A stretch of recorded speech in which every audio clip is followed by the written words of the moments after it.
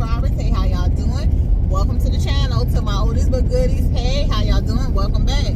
I am heading to do a 6-hour shift. I picked up a 6-hour shift today because I'm heading back out of town, well, to my hometown, because I didn't get anything accomplished when I was here before. And I have, like I said, I got my business is growing, so I gotta, I don't know what I can even do, because the part that needs to be played is not on me, it's on my guy. But I just feel like I need to be here to just do something. I got an address I need to go look at because they want service, and it's like 5 minutes outside of where we normally service. So like 5 minutes may not seem like a lot, but when it's 5 minutes for one customer, it's a lot, you know. And so I need to check out that address, and then when I check out the address, I need to make sure it's not down a long bumpy road. Like, it's just a lot of things that go into it. So I need to check out that address. I need to get in touch with another client who wanted service that I just really didn't follow up on.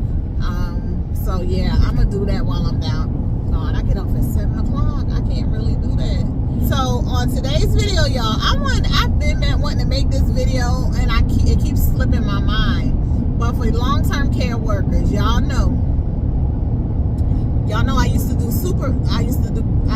I would supervise, and sometimes I still do supervise on the weekends, only because they have to have an RN in a facility 8 hours out of every 24 hours. It's long-term care. Y'all know I like long-term care. I'm a long-term care girly. I love my elderly population. I love my geriatric population. With that being said, I saw something where the government is trying to implement, the federal government, I believe, is trying to implement some new rules or new laws or new something, regulations, where they want, I'm trying to remember exactly what it said. I'm going to put the article up here. It's something about having an RN 24/7. Having an RN available 24/7 in the facility, because certain data and research and blah blah blah, this and that and all that, states that RNs, when there is an RN in the building, there's better outcomes for patients, basically residents or whatever. I don't know who did these studies, who did this research, because I feel like if you're an RN, okay, well, I feel like me being an RN wouldn't have upgraded, how to say this, me being an LPN, I was an LPN for so many years, me going to school to become an RN didn't automatically upgrade my level of skill as a long-term care nurse. In the least, it really didn't. What elevated my level of skill in long-term care is working at the hospital. When I began to work at the hospital, when I became an RN, it opened my eyes to a whole nother level of specialized care. It opened my eyes to just a lot of disorders, diseases, a lot of different diagnoses, and the way to handle things, and what to look for, what are telltale signs that this may be off or that may be off. And it opened my eyes to the point that, like I tell y'all, I can almost look at a patient and tell you what's wrong with that patient. I can give you 3 scenarios of what might be wrong with a patient just by looking at that patient and then them telling me their symptoms. I can look at a patient's labs and I can tell you what symptoms they're having based on how their labs are looking, what symptoms they are having or they will eventually have. Like, it really increased my skill level working in the hospital. For just that short amount of time that I worked there, going back to long-term care, I really feel like I'm an asset in long-term care, not because I'm a nurse, but because of that skill level, that critical thinking. Even though I didn't work in critical care, but med-surg, I worked in med-surg on the tele floor, and let me tell you, some of them patients needed to be on a critical care unit. I told y'all about the patients that I would have to spend like 5 hours in their room just so I can stay on top of them until a bed became available in ICU for that patient to be to really get that skill real care that they really need, because they weren't med-surg patients. So I feel like that's what makes me a skilled RN. That I feel like that's what gave me the skills to work in long-term care, to be a better long-term care nurse, was my time at the hospital. With that being said, I don't see where they could just say, just because you're an RN, that your resident will have better outcomes. Just because you went to school and got your RN. There was no difference between me being an LPN in the nursing home and an RN being in a nursing home without me having some higher level of experience. It was no different. I would have never looked at the patients any different. I would have never looked at the residents any differently becoming an RN without that hospital experience. I'm telling you. I think of myself now as an RN, and sometimes I think, was I even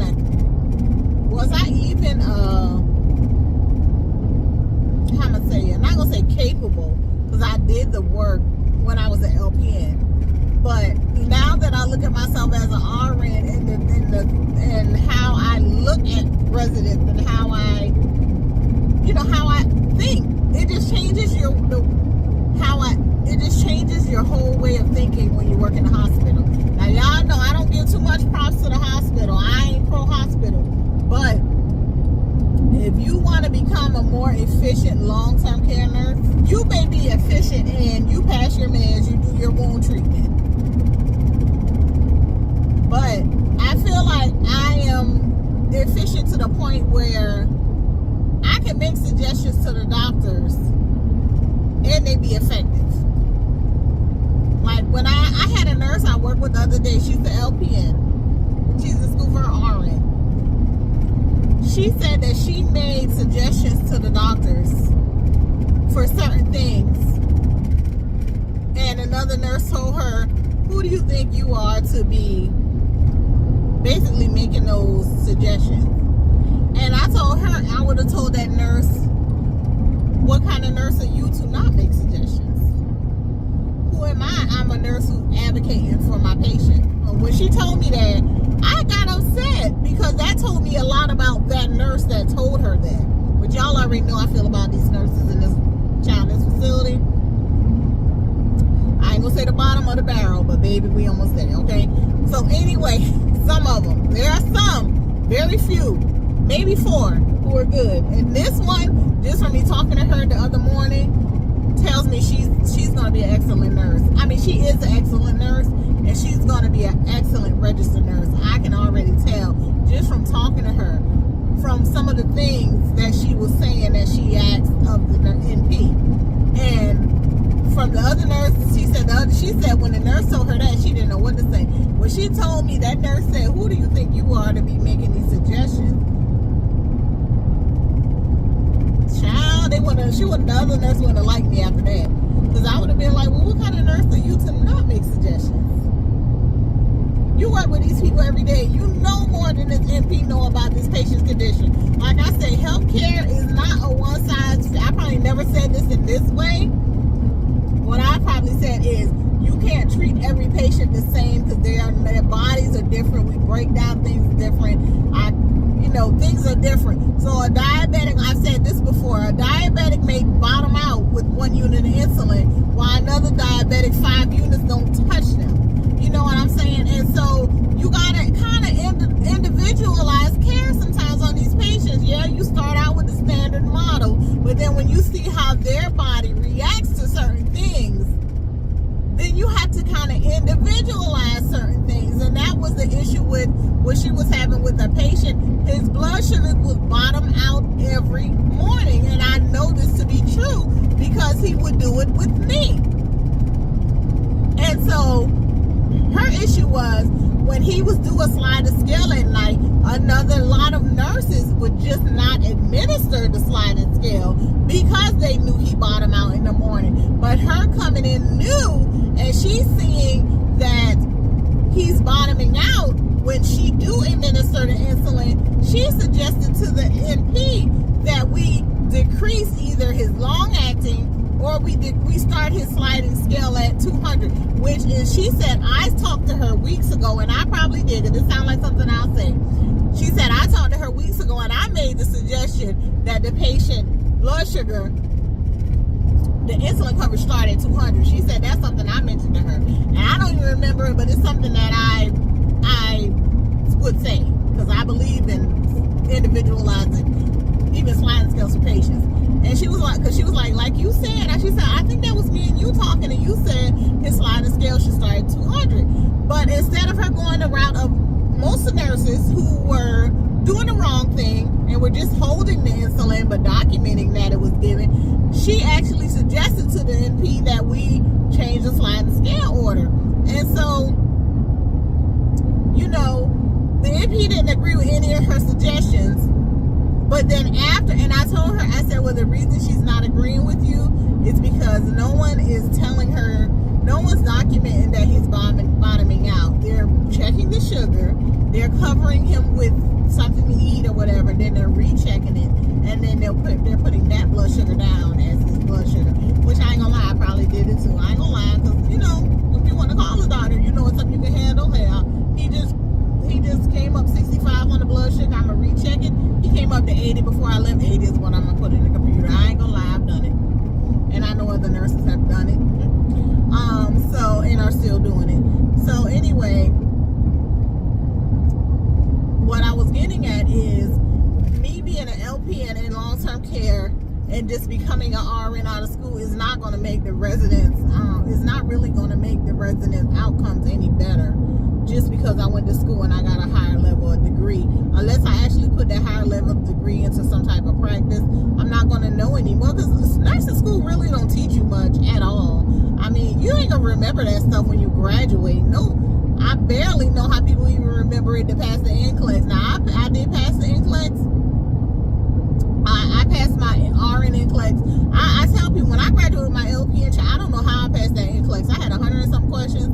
I was on a wing in a prayer. I actually stopped and said a prayer during my, while I was taking the NCLEX, and that was in 2001. Took the NCLEX RN in 2019. I knew a little more because I actually went in there. I went into RN school as a nurse. A lot of that stuff we learned in RN school was all new to me because they break it down a little more, but it wouldn't have made me a better long-term care nurse. All that to say, I don't know how they come to the conclusion with just being an RN makes your outcomes better unless you put it into some practice. But from what I've read, the new regulations is going to be, they're going to want an RN on staff 24 hours a day, meaning those night shifts where y'all work where there's no RN there, not going to happen. And I think they said they want every patient to come in contact with them. I don't know. But most facilities I work, there isn't an RN there 24 hours a day. Sometimes the only RN there in the whole week is the DON that's there Monday through Friday. And so I don't know how this is gonna work. I know they're getting a lot of pushback from companies and managers and facilities who are saying it's not gonna be possible to adhere to that. But when I saw it, I was like, okay, that's interesting. I like to see them try and do it, because so many RNs I know are so opposed to working in long-term care. I like to see them try. They must be really going to pay them. They must be really going to make it very attractive to get them in there. I mean, like, they must be going to start bringing them in there at $50 an hour, because that's the only way I see them getting an RN to come in, like having an RN on staff for every shift. But then I say that, but I can't say that because they can bring them in on a supervisory role. Every facility for night shift would have to have an RN on staff as possible, maybe even a supervising RN, which I can see that. I can see that happening. But I don't know when these regulations are going to go into place. If y'all know a little bit more about them, y'all let me know. Well, that was just something I was reading, probably about 2 months ago, y'all. That's how long I've been meaning to make this video and didn't make it. But yeah, all this comes on the heels of all these death sentinel events, all these deaths, all these